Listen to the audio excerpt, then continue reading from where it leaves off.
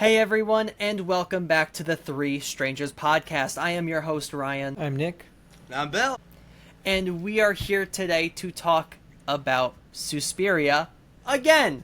But this time, it is the remake that we are going to be talking about. We just couldn't help ourselves. We wanted to talk about Suspiria even more. Yeah. Mm-hmm. Yeah, we were ready to double dip, and double dip we shall. Mm-hmm. Damn. Double dip we shall. Well, Ryan, you'll be happy to know, not that this matters at all, but somebody that I enjoy the critiques of movies of on Letterboxd put Suspiria in their, 250 must-watch films. Not gonna lie, 250 must-watch is you get to most good movies. He's I don't want to be controversial in saying that, but even 100 thing list is okay, you got to make some cuts, gotta make sure that you're trimming the fat. But 250, I'm okay, well, yeah. I mean, Suspiria would make my top 100. I think it'd probably make your guys as well. Movies you must watch. Yes. It's very important to horror history, and in terms of cinematography, I think it's a must watch. I want to be yeah. I want to be clear. It'd be like the 80s or 90s for me. Much love. I can tell that's Ryan fair. is not a great. Okay. No, that's fair. All right. What about you, Nick? You think it'd be high up on the list or low down for you? If we're talking filmography in general, then it would be low. But if we're talking relatively low. But if we're talking about horror movie, it would be high. Right.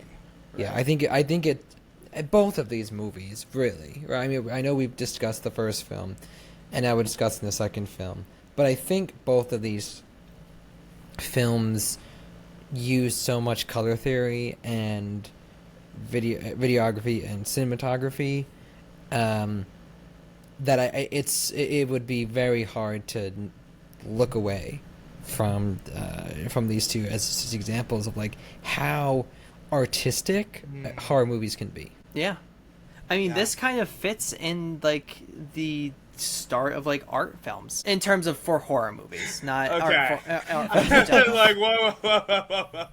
It's this is wait a second. I was Jesus, Ryan. There were no art movies before 2018. Yeah, before 2018 Suspiria, to be exact. You just made some Silent Generation people very upset, Ryan. Yeah. Very upset. Okay, well, yeah, if they're still around. Sorry, guys. Yeah. They are. Sorry. I'm beginning to realize Mostly. Yeah. Silent Generation? You just can't tell they're there because they're so quiet. Okay. Yeah. The Silent Generation. Yeah, okay. I shushed in case anybody's not listening to the. All right, moving on. Not listening, they're just watching us. Yeah. Oh, yeah, watching it. So listen. You know what a Silent Generation's favorite horror movie is? What, dude? A Quiet Place. Oh, dude, I thought you were gonna say Hush. Oh, missed opportunity there for Hush. But I thought he was gonna say Hush too. I thought it was gonna be Hush. That's really funny. Yeah. That's really funny. One step ahead. Quiet Place. Or maybe Silent Night. Oh. Deadly Night. Silence of the Lambs. I mean, also. Silence of the Lambs. Yeah. The Silence of the Generation. That's a favorite classic. Yeah. It's really funny. Yeah. I don't even think of Quiet Place as like a horror movie. We could talk about it, but anyway. Yeah. Is A Quiet Place in your top 100 horror movies? No.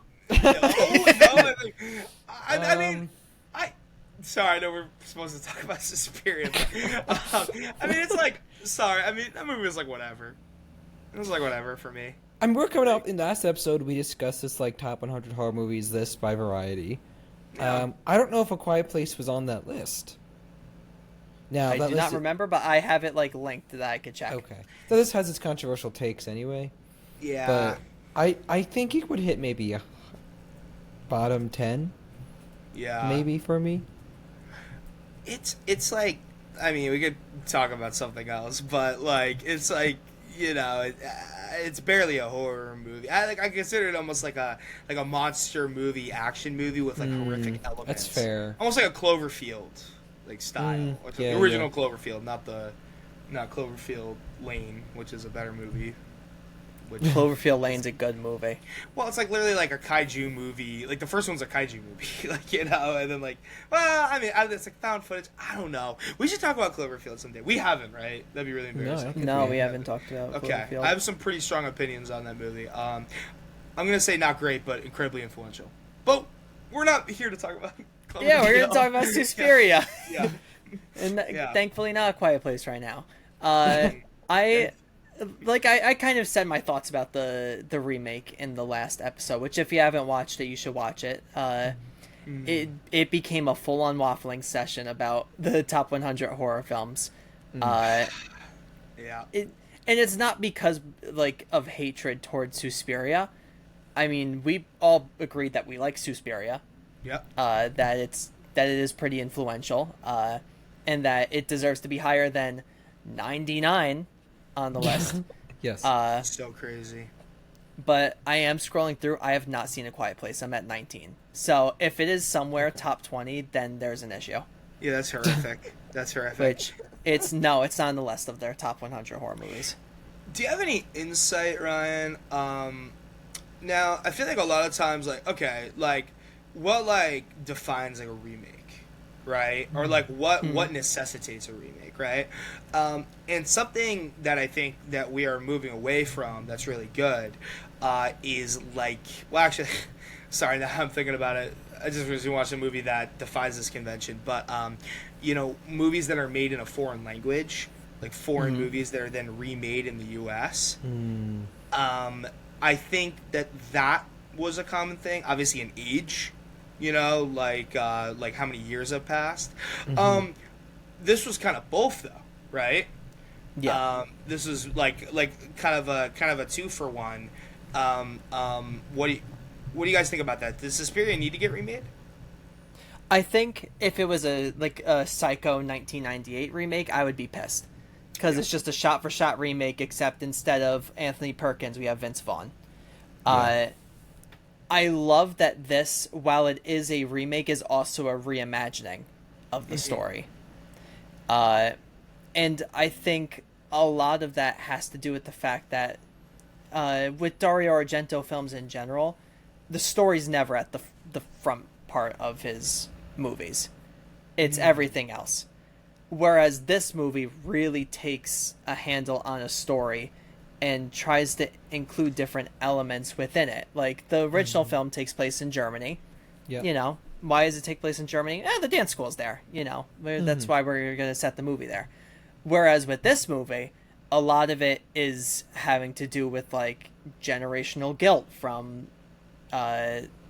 during the Cold War that Germany's feeling. And it just adds more elements to the story that, while they may not be at the forefront and leading our main storyline, they're still impacting what's happening and giving us context to why characters are thinking the way that they do. Yeah, how would you describe that guilt as it's portrayed? Bill, did you want to say something? I thought... No, sorry. I want you to continue your thing. I want to round back to something that you said that's very interesting to me, Ryan. Sorry. Okay. I know I was very, like slack-jawed. Anyway, continue. That's okay. I looked down for a second and I looked like you opened your mouth to say something and I cut you off, so I wanted to... This is the thing with recording online, that we try not to cut each other off with what we're saying. Could you ask that again, Nick, please? And this is going to sound very like AP film essay question. But how would you say that post-World War II guilt is portrayed or paralleled in Suspiria 2018? It's interesting because I feel like a lot of it has to do with like random like kind of TV newscaster stuff, or like we'll finish this big moment and it's just kind of in the background of everything happening. Besides that, we have some characters that represent like certain things. Like there was, I guess we're not going to spoilers yet. But like there is talk about not like fleeing the Nazis and going through security checkpoints and tying it into like the witches and everything like that. So it does tie it in to the story. And there is the mention of the concentration camp at the towards the end, but there is a lot to this story that is this one isn't as surface level as kind of the original Suspiria is. Yes, and that I think like is exactly why I when we're talking about it, this being a remake, it's really hard to compare the two, because really I feel like the similarities here is just like, okay, this is a horror movie that takes place at a very competitive dance school, and a coven rules over the school, and that is like, for the most part, it's kind of it. The subtext is much different, and the themes are quite different as well. Can you define that? Can you go deeper on that? I'm interested. Yeah, well, I think so. I mean, I will get the similarities out of the way. Like, yes, okay, there's a whole like coven theme, right? That is similar to both. But I felt with this movie particularly that, like, first of all, I think I felt that the dances were more ritualistic visually, and so that even like the coven theme was more amplified. I think there's a lot to say about the psychiatrist, who's also Tilda. What's her name? Tilda Swinton. I think like what's interesting. What I found interesting is what this film lacks in variety of color. Mm-hmm. Makes up for in just like direction of dance and like form, and I'm saying that as someone who does not dance.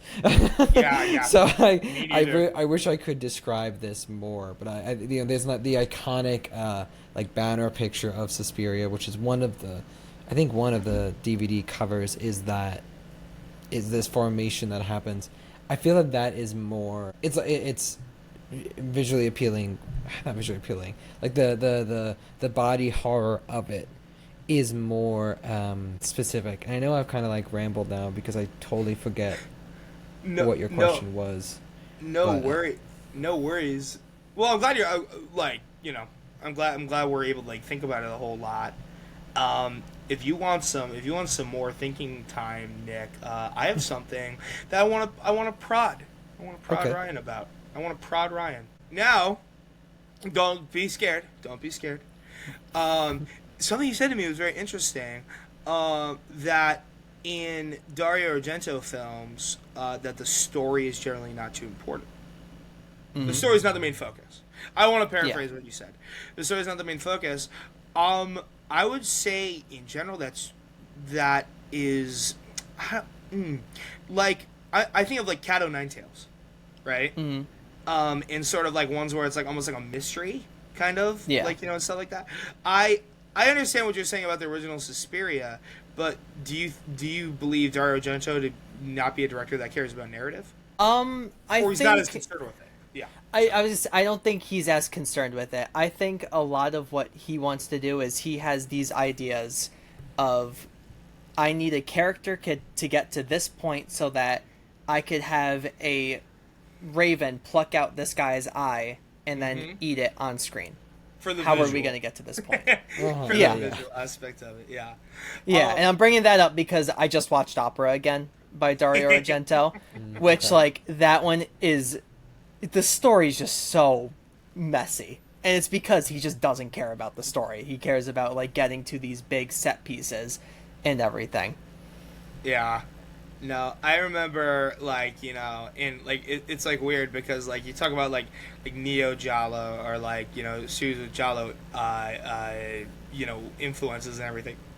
I'm not sure that, like, necessarily, like, lack of interest or, like, lack of thinking, like, story structure necessarily plagues, like, Giallo films in general. I would say that kind of does plague Dario Argento films if I'm really giving, to, like thoughts about it. He is somebody that cares a lot more about visuals. Even in Suspiria, which had a honestly better, I'm gonna give it probably a B in story in terms of Dario Argento's works. Yeah, which also, like we said, that's written by Daria Nicolodi, who was his wife at his time. She mainly wrote the story to it. Interesting. Okay, I wonder if that was that a good pairing or a bad pairing? Interesting. Like, do you think that how much influence do you think that Dario had over those stories? Probably not. Like, honestly.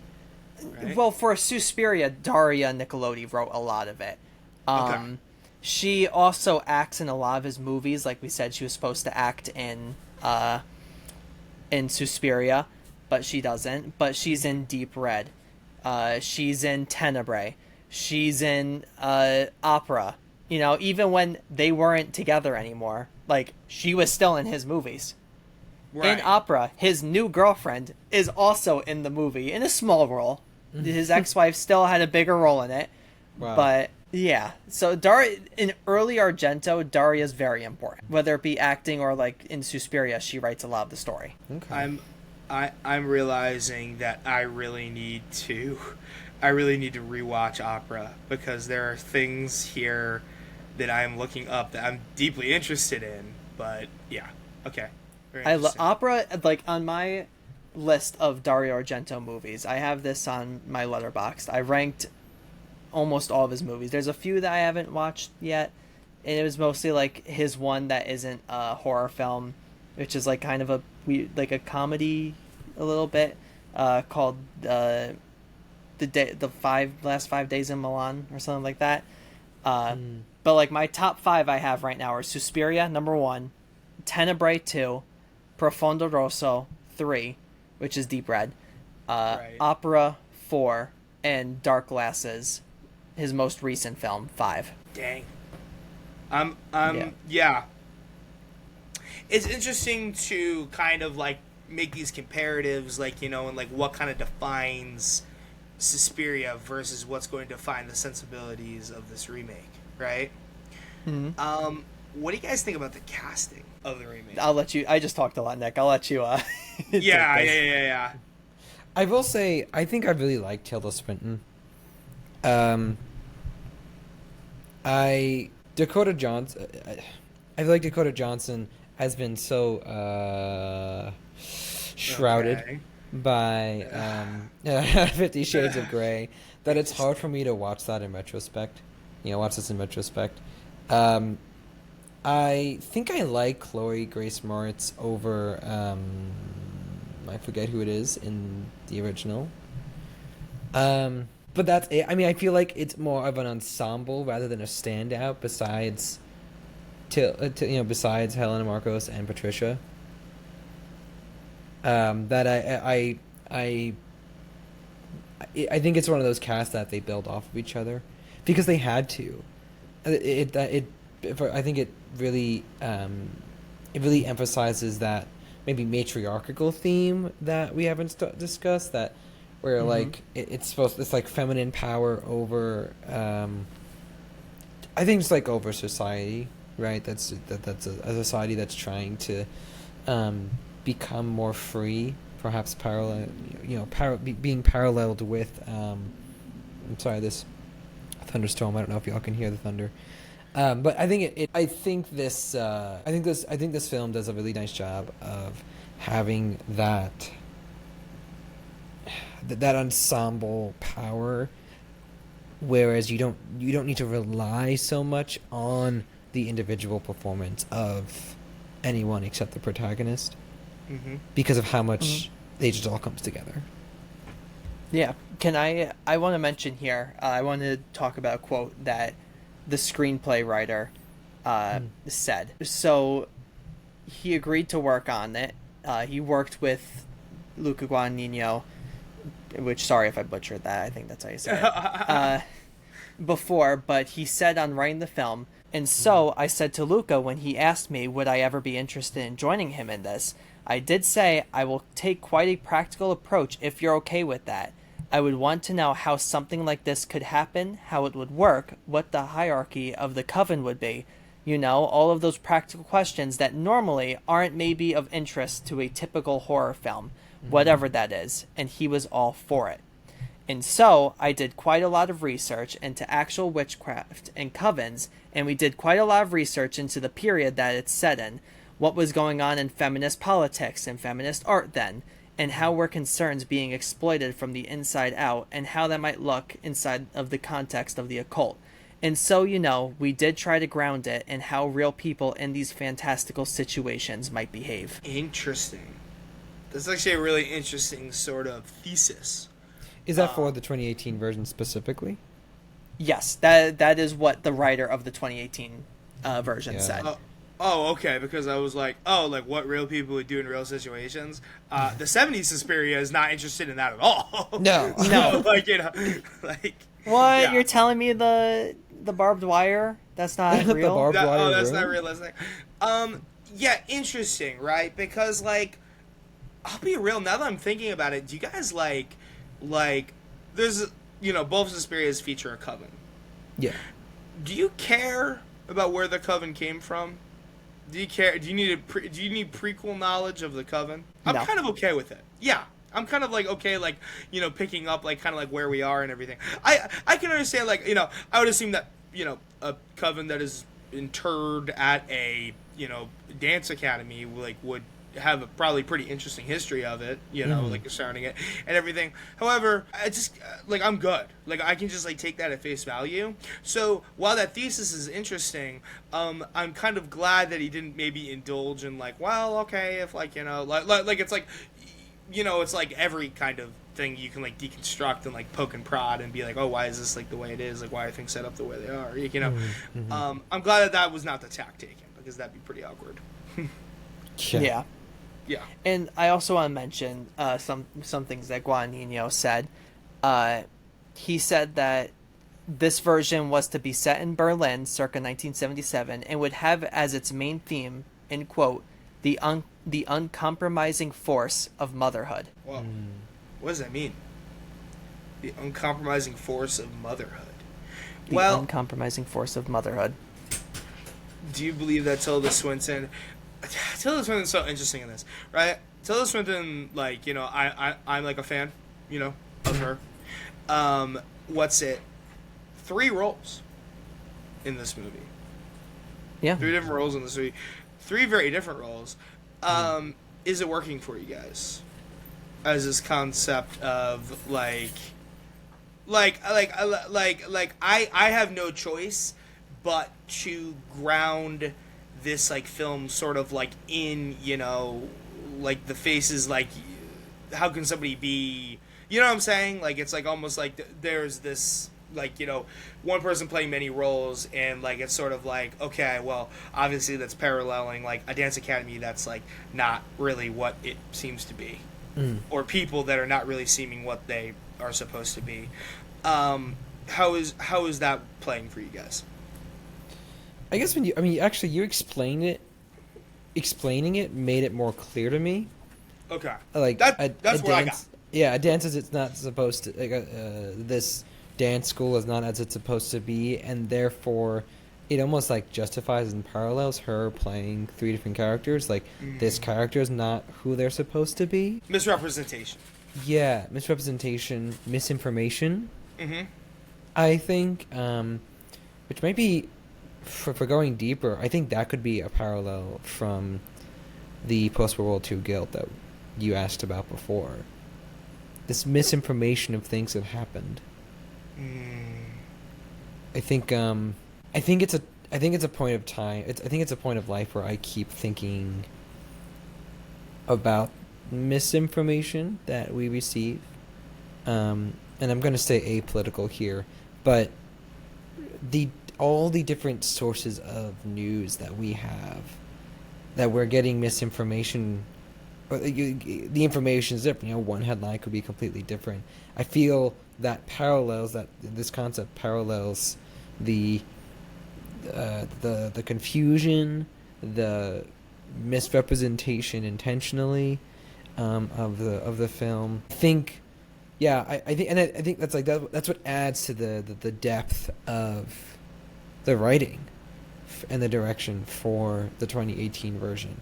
It's no longer just an art a grotesque art film, of which the original was, and it was very reputable and very good. I think this one just it goes deeper. It goes deeper. It goes darker, and doesn't shy away. But now that's not to say the first one shies away either. I think they both are grotesque in their own right. What do you think, Ryan?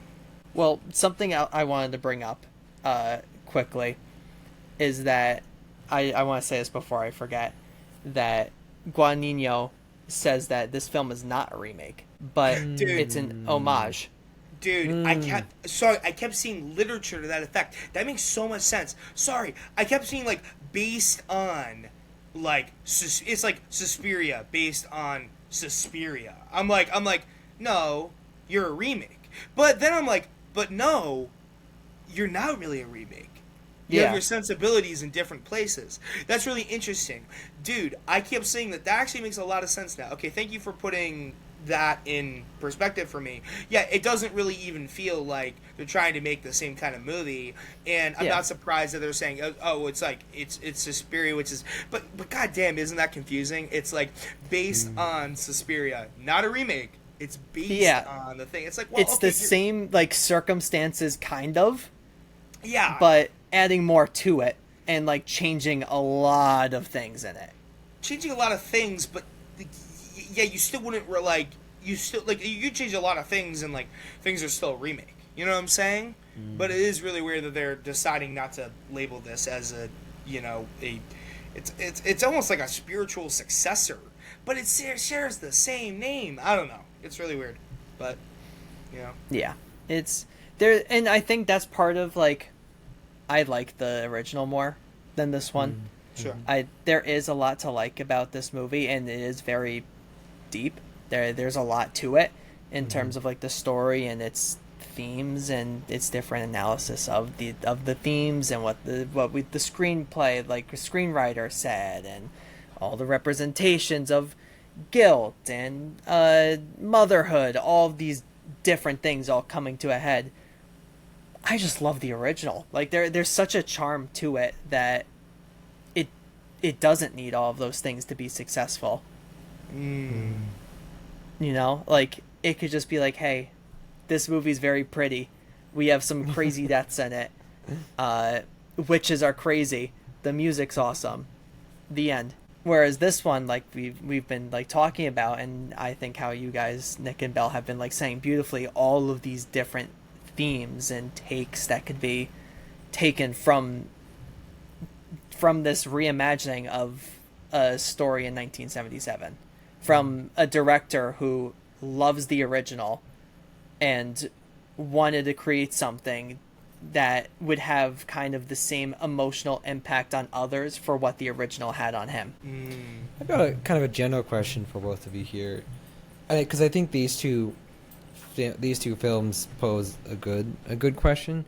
What has more merit, at least in this world of horror? What has more merit, the simplicity or the complexity for you? So, speaking on this film in particular, or? Yeah, I maybe in this film in particular, and then noticing, like, what would you say, so I want answer that for Suspiria, but also answer this for horror movies in general for you. Interesting. Sorry, can you repeat your thing so I understand exactly what you're... I know we're having a lot of excuse me, Sorry, I just want to make sure I'm answering this clearly, because I do think this is very interesting. But yeah. What holds more merit for you, for your preference? Simplicity in theme and thorough writing, or complexity in theme and thorough writing? Okay. I'm going to go large for a second, and I really want to then microcosm something that was supposed to be part of Suspiria 2018 that I really feel is one of, like, and we can talk about the critical reception towards, Suspiria 2018 in general. there's a criticism of it that I think is incredibly valid. But to answer your sort of question in general, I am a big fan of. I don't really have plans in my life to make a movie. I might someday. I made a 20-minute film in college, and it was incredibly grueling. And it was like just okay. Like if I had to letterbox it, I think I'd give it a 2.5 out of 5. Like, and Ryan and I have never seen it. And you've never seen it, and that's okay. It's that's actually going to be the next podcast episode that we do. Oh, that's great! Oh, that's great! That's great. No, but it is really funny. Sorry, I recently had a friend that actually had a film go to Tribeca. Wow! And I saw it, and I was looking on his letterbox, and he rated his own film, which is a feature-length film, by the way, like 90 minutes, 3.5 stars. 5. And he's like, yeah, it was good. It wasn't great though. Well, that's an honest. Pretty honest. Like, I'm not gonna lie. Don't tell him this. Like, I'm pretty much there as well. I'm like, yeah, it was good. I don't know if it's gonna take home everything. Sorry, but that's an incredible achievement. And I'm sorry, Chiz, if you're listening. We talked about your film already. But anyway, okay, rolling back. Okay. I'm a big fan of a concept of, and this was especially prominent in 80s films, and we might have talked about this a little bit. I'm sorry if I'm retreading ground, but the idea of story economy. It was this concept that if you watch a lot of 80s films, sorry, not every film from the 80s, and there's films that kind of follow it now, where it's this idea that there is nothing that is brought up in the film that doesn't have payoff of some kind. Your time is never wasted, right? Even if it's something small, it's probably eventually going to, lead to somebody having a character moment later, or it's going to play into something, right? Now, I think, even though it's a favorite movie of mine, this is a little embarrassing to admit on the pod, I really love Back to the Future. That is a really, really strong example of story economy. I challenge you to watch that movie and find a line that is said that isn't referenced later on, right? Everything. It's very pivotal to the plot too, where the observations are the changes, and right. Yeah. Right, exactly, right. And now the thing is that I think that largely I do value that in any kind of film I'm watching. Maybe not to the point where everything has to be, you can have lingering shots, you can have, stuff like that. But I also really, it's a mark of bad film to have subplots that don't go anywhere. Or, subplots that, are ultimately not satisfying. Speaking of which, Suspiria 2018. Something that I never understood when I watched this film for the first time, and I didn't understand it on my recent rewatch, is that there's this weird, what they're talking about in the film, and specifically because this is Berlin in 1977. Berlin in 1977 was a weird place. You guys probably know why. It was a city divided, right? Mm-hmm. In particular, in 1977, and this isn't something I'm making up. This is something that was specifically said by the director. They were trying to do this concept of that period of time, something called German Autumn. I don't know if you guys ever heard about this. Okay. Yeah. Okay. Where it was supposed to be basically the worst, other than the necessitation of the creation of the Berlin Wall. I got there. We'll be good. Necessitation. Okay. Nope. Not gonna go there again. They needed to build the wall. Okay. They needed the wall. The Berlin Wall was erected, and that was seen as obviously a failure of policy and human beings. Person to person, there was a failure on a lot of things. The next really big flare-up is generally seen in the 76, 77 era, where there was a lot of Cold War, just, people Tension. recognize, you know, at that point, like, you know, World War II had been over for over 30 years, right? And so it's a sort of generational thing at that point, right? Where it's like, you know, okay, well, we've been in this broken city for since my child was born, you know. Oh, and now you are having children, like, you know what I'm saying? It's that kind of thing. That was supposed to be some sort of like the quasi political thing. Sorry, it never pays off for me. You know what I'm saying? It never quite pays off for me in this film. I understand, like, why. Sorry, that's a really interesting backdrop to set a film in, right? Yeah. A lot of tension, a lot of discourse. Lot of like, you know, nobody's feeling good, right? Yeah. Like where you are, especially during like times of violence, you know, which I mean, there was East German operatives basically committing acts of terror in the west side of Berlin. It was a really big deal. It was like, you know, imagine if that was like a legitimate concern of yours, like every day, you know. Right. Yeah. You know, that's very heavy shit. Excuse my language, but it doesn't pay off. It doesn't pay off in this film. If that was what their intention was, I don't think it works for me.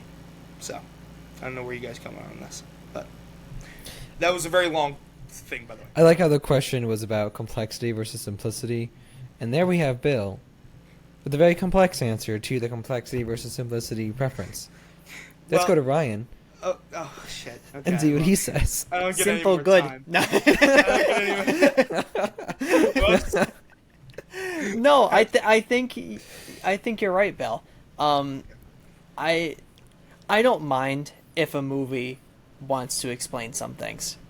Yeah. You know, I think that's important for some movies in terms of, like, for example, Talk to Me, right? I don't know why that's the film that I'm going with, but Talk to Me. We have to know the rules of you putting, like, your hand on the thing, what you have to say, candle for, you know, 90 seconds, and then you gotta let go or else it's gonna want to stay. I'm good. You know, I don't need to go to the Google research scene about our, you know, who's the hand actually belong to and why is it only 90 seconds and what is this. I don't need that. So I think there's a happy medium of, you know what, we're going to have a set of rules or we're going to have a set of circumstances that will kind of explain how we're within that set of circumstances, or not explain or show something like that, but I don't need an entire history just unfolding in front of me. I think Sinners does a great job with that, where a lot of it is kind of it's like subtext, you know, a lot of stuff that we can infer or we'll want to research ourselves. I'm okay with that. There's never a moment of, oh, we're gonna have to research vampires, you know. That's never a thing. So kind of tying it back to Suspiria, the original, simple, right? Girl go to Germany, she wanna dance, witches, you know. That's the original Suspiria. The reimagining, those same exact circumstances, but now we're explaining Berlin in 1977, and we're going over the guilt, national guilt, and now we're going to go to... You're not making that movie. You're not making that movie. I'm sorry. That's not what you set out to do when you make a Suspiria movie. Anyway, sorry. It is a major failing of the film for me. I'm sorry to cut you off, but yeah. No, you're right. To close my thoughts, I close the loop, and then I'm going to turn this back to you, Nick. How do you like that? How do you like me now? And I think this is kind of echoing your sentiments, Ryan. In the journey for complexity, they fell a little flat with that. Like, it's like, I understand that, like, you want to, like, do the thing, but don't do that if you're not going to use it. Anyway, okay. So, my piece. Yeah, so what about you, Nick? You asked us the question. Let's turn it back on you. Yeah, I think there is a part of horror movies that need to be more educated in the more modern lens. And I think that's what Suspiria attempts to do. 2018 Suspiria attempts to do. Whereas in the 70s and 80s, you didn't need that for a horror movie. You did not need that. And yet, cinema changed.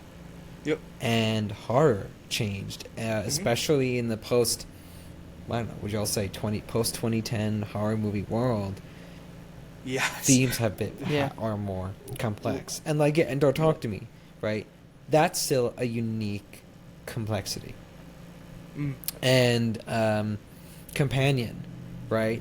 Adapted for our times because of AI and robots. We can understand that more. And so for Suspiria 2018 to approach a period of history that is now quite farther away than when Suspiria was originally made. Mm-hmm. They were made the same year. Like 1977 is when Suspiria is made, and the remake takes place in 1977. No, sorry. I mean, literally, like, written, directed. Oh. Developed. Okay, yeah. Sorry. Right. Yeah. I think two things, right? One, like Bill said, you can't make that film. But two, I can see how in 1977 they could not literally make that film due to the very same reason why global pandemic films don't work right now, right? I think one came out, if I do recall. There is one that came out. It didn't get a lot of hype. I forget what it's called. I don't think it's a horror movie, actually, though. But anyway, I think I usually like complexity. I think, like what we talked about with Sinners, yeah, I agree with you, Ryan. It does explain the subtext enough where you know. However, here's maybe a slight difference. Sinners takes place in the country of which we've grown up in. Right. And Suspiria does not. Yeah. I guess I'm playing both sides here. I think I agree that simplicity is good. But I do think there's a part of this that we can't empathetically understand fully because we don't have generational ties. At least the three of us don't have generational ties to that time period. Warzone. Yeah. Yeah. Yeah. Yeah. Yeah. And it's hard because then do you say is that like a negative towards the film? Because I could point to, I guess not in the same vein of of Suspiria, but The Orphanage. We can all feel the guilt of Laura in that movie.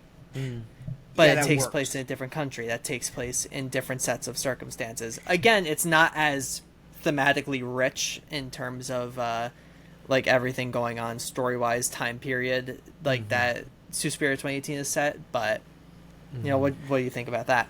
Well, if I could jump in, I think it's it's sort of the phrase Victor's write the history books. When this is done well, we all appreciate it and love it, and everything is good. But when it's not done well, we call it tone deaf. Yeah. You know what I'm saying? Yeah. It's it worked well in The Orphanage because The Orphanage was objectively, and I mean we'll get into this and we'll discuss largely. Orphanage was probably a better calibrated film than Suspiria 2018. In fact, I'm just gonna say it was, right?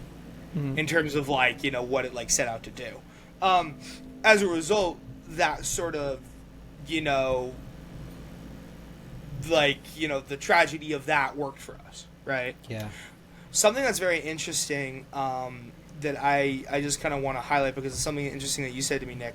There's a lot of discourse over how cinema changed after 9/11 occurred in America, and a lot of people view it as this very this is a really weird example, but obviously it changed how we feel about the depiction of jets going down and jets going into places. Donnie Darko. Yeah. Really crazily, one of the most egregious examples released in 2000. Very weird. This is far from kind of what we're talking about, but Mission Impossible 2 features literally entire planes getting it's for the bad guy of the movie basically slaughters an entire plane of people to get what they want, and then they're okay, plane going down, whatever, not anything to worry about, right?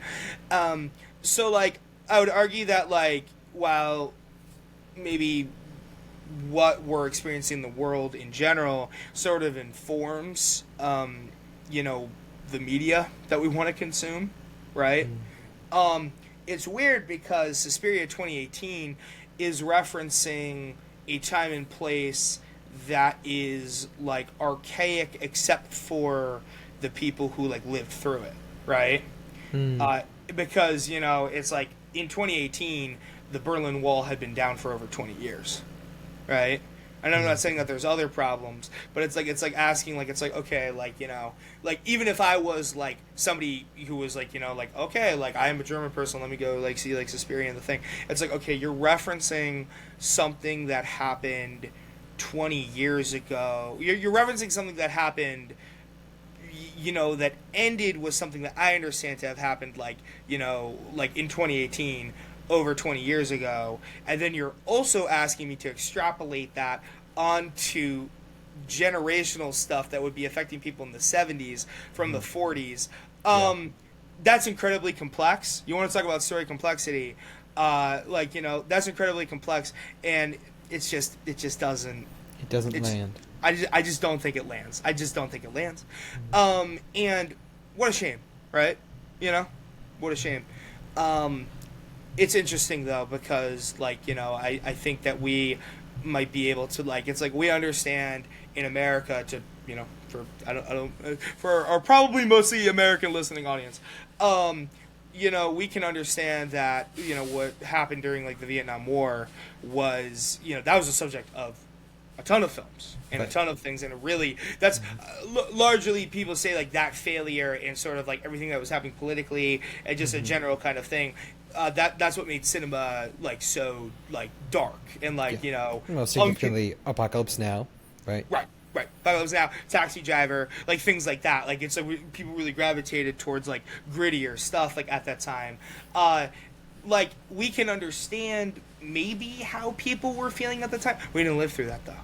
You know what I'm saying? Like it's sort of weird to be like you know ask people to make these extrapolations, but without providing proper framework or proper, you know, I don't know, just take like a pulse check on what things were like at the time.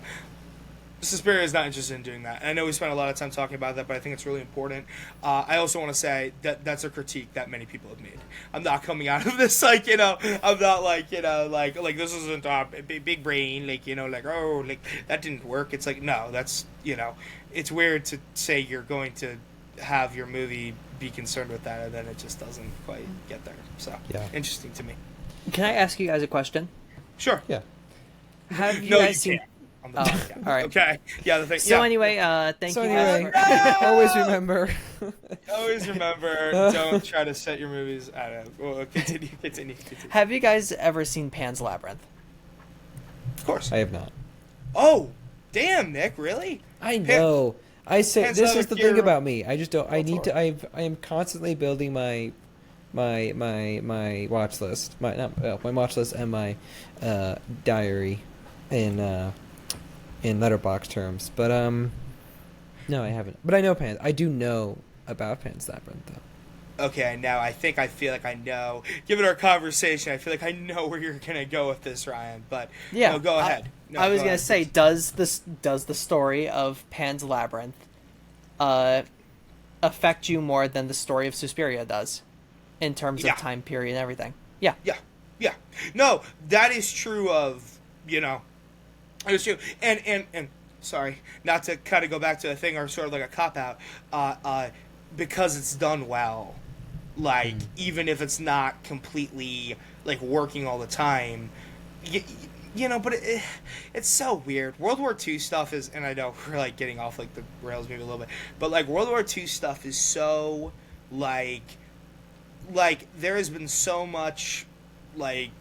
You know, stories set in the backdrop of it or like surrounding it and everything. It's almost like because it was a world war, it does feel like almost like a world shared experience, you know, in like a bad like way, like you know, like hey like that happened, you know, and like still we're kind of dealing with like the fallout of that and everything.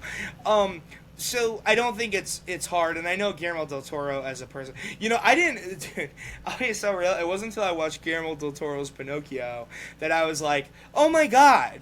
Like, Guillermo del Toro loves talking about World War II stories, and he loves Yep. talking about, like, the dead in terms of, like, you know, the underworld, or, like, Yeah. afterlife, in a context that you probably haven't seen it in before. He's very interested in that. In Yeah. all of things, pretty much, you know? But, And for those who haven't seen it, this is not going to be any like spoilers for the Yeah. movie. It takes place during World War II in Spain, like fascist Spain, and it's tragic. I won't go into details about it because it's a massive spoiler.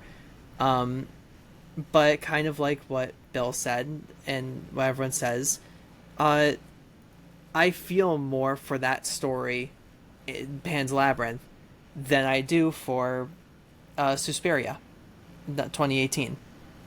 And that could be because, for many different reasons, that I won't say because a lot of them also include spoilers. But it leads to an interesting discussion of why does maybe this story that takes place in Spain hit me harder than this story that takes place in Germany. Both equally tragic in terms of what is like really happening and how our stories go. I guess you could maybe say Suspiria is the happier ending, in quotes. If happier being the best term that I could use for, I guess, the Suspiria ending. But compared to Pan's Labyrinth, I think it's just something interesting. And I know how I brought up The Orphanage, and that is also Guillermo del Toro at least produced The Orphanage. He didn't direct it, but he does with Pan's Labyrinth. He is the director of it. Yes. Couldn't get those words out. Yeah. But yeah, so kind of to wrap up Suspiria, what's our one sentence review of it? I'll give you some time because there is a lot to say about it. There is a lot to say. There is a lot to say. And I know we said like how maybe it's not the strongest in terms of what it's trying to, I guess, say in terms of its time period that it takes place. But there is a lot of positive qualities to the movie. I don't know if we fully like went into detail about it or really emphasized it. I like the Suspiria reimagining. It is a good movie. Yeah. It's not a bad reimagining. It's not like we're going into Psycho 1998 territory, or I was gonna say The Thing 2011, but that's more of a prequel. Yeah.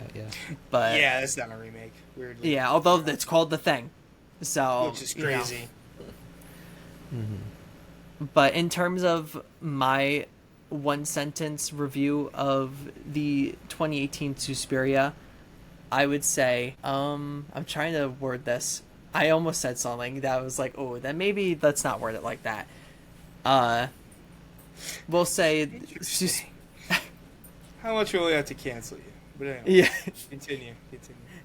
we'll say Suspiria 2018 falls short of the mark set by Suspiria 1977, but there is enough heart from the director and his love of the original that makes it watchable. Nice. Sorry, Nice. I thought you were gonna try to do. Sorry, I thought you were gonna try to do one of my bets, and I was about to be like, "Get your own." I was gonna get your wordplay. Okay, Nick, I think you should maybe go now because I was. Okay. Okay. In regards to the Suspiria's 2018 and compared to the 1977 version, this version is a pliable change from the original. That's a dance joke for you guys. That's right. over your heads, but I hope Yeah, people out there understand. I grew up with a no. dancer. I'm not a dancer. I'm dating a dancer, so yep. Oh, I Bill's heard that one. Yep, heard that one. I don't know anything about it. I know plie. But, Okay. And Yeah. Tina's a freestyle dancer. Yeah, a freestyle dancer. Is that what they call it these days? I just grew up with dancers. My mom and sister were. Anyway, I'd say, pun aside, Suspiria 2018 is a change, a step in a different direction from its original predecessor. However, I do think it is a small masterclass on how to make a compelling retelling of a film that's already been made before. What's it? All right. I'm gonna have to once again spitball the back half. I'm gonna get there. No worries. The Suspiria 2018 remake maybe may not leave you feeling very surprised, Rhea. Okay, shake it off. Oh, Jesus. Feels like I've been shot. Feels like I'm, injured. Jesus. Okay. It may not leave you feeling... I'm expecting it to be like a poem that you're gonna rhyme with your last sentence with surprised Rhea. I got that was the over the moon. That was my big laugh. That was my big laugh, unfortunately, guys. Might not have you feeling very surprised, Rhea, about the direction that they take it in. However, there is enough meat on the proverbial bone so that you'll have a good time watching it, I think. I would say, okay.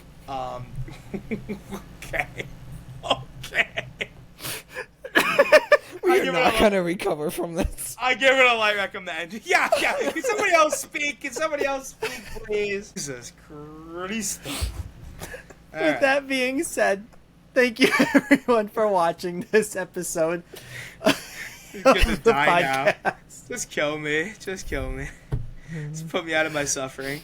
I have tears right now. Thank you, Nick and Bill, for being here, talking about this. It's always a lot of fun. You know, we're here for laughs. We're here to entertain at the end of the day. Be on the lookout for our next episode. We've talked about Studio Ghibli episode in honor of our friend Dan. That probably will be the next episode, but if not, we might have one just in between it. We'll see. We're still trying to plan out all of the details with it because there is a lot to discuss with Studio Ghibli movies, and we want to make sure we give it the respect that it deserves. Perhaps even in part 1, part 2, who knows? Yeah, there is a lot to discuss with it. There is a whole bunch. But with that being said, always remember, don't be surprised, Rhea. Jesus If our next episode is in Studio Ghibli. Bye, everyone. Yeah. Bye, guys.